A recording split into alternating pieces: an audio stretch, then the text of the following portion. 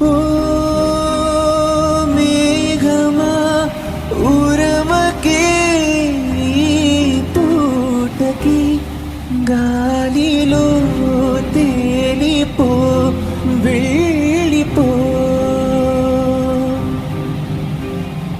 ఓ కోయిలా పాడవే నా పాటని తీయని తేనెలే చల్లిపో.